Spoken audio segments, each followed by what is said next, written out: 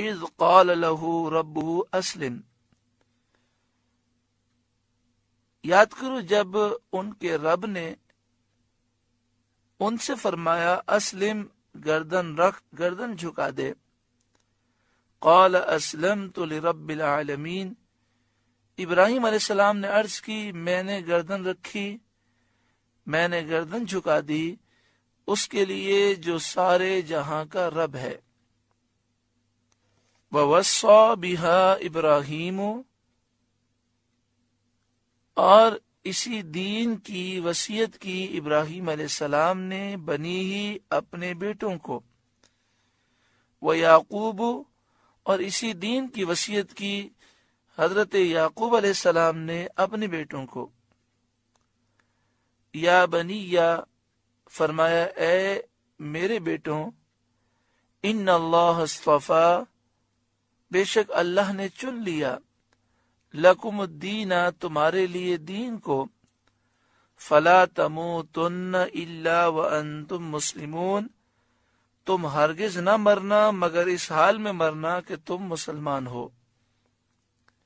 یعنی حضرت یعقوب علیہ السلام نے، حضرت ابراہیم علیہ السلام نے اپنے بیٹوں کو اسلام پر قائم رہنے کی وصیت فرمائی، اور یہ فرمایا کہ اسی دین پر قائم رہنا اور اس دنیا سے اسلام کی حالت میں مرنا، مسلمان ہونے کی حالت میں دنیا سے جانا.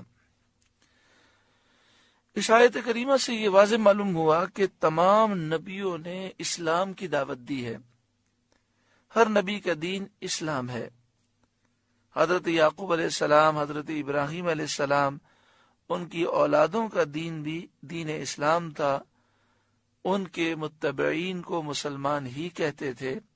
اسی لیے فرمایا فلا تموتن الا وانتم مسلمون. ابراہیم علیہ السلام اور یعقوب علیہ السلام نے وصیت کی کہ تم ہرگز نہ مرنا مگر اس حال میں کہ تم مسلمان ہو. یہودیوں نے کہا تھا کہ حضرت یعقوب علیہ السلام نے اپنی وفات کے روز اپنی اولاد کو یہودی رہنے کی وصیت کی تھی. اللہ تعالیٰ نے ان کے اس بہتان کے رد میں یہ آیت نازل فرمائی. آگے ارشاد فرمایا ام کنتم شہداء اذ حضر یعقوب الموت، بلکہ تم میں کہ خود موجود تھے جب یعقوب کو موت آئی.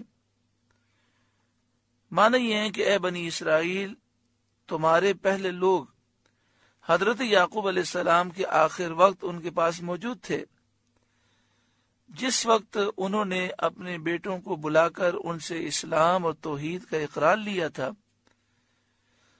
اور یہ اقرار لیا تھا اذ قال، یاد کرو جب یعقوب علیہ السلام نے فرمایا لبنی ہی، اپنے بیٹوں سے، ما تعبدون من بعدی، تم میرے بعد کس کی عبادت کرو گے.